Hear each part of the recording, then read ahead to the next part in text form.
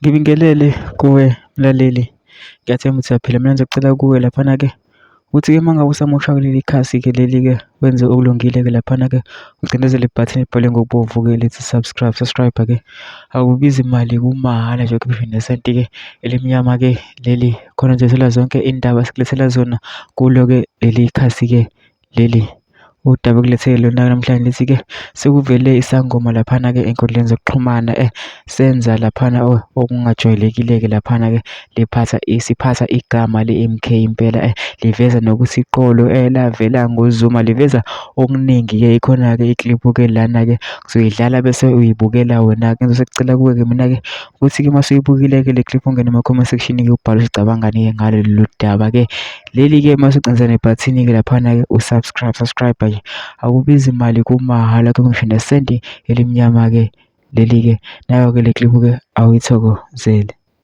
Qina mkhonto wesizwe, qina qina mkhonto wesizwe, qina ngamandla mkhonto wesizwe, qina uyindoda Nxamalala, usho imali yeqolo yafika nawe. Sebengazenza nje ongathi bayazi ngemali yeqolo, abazi lutho ngayo.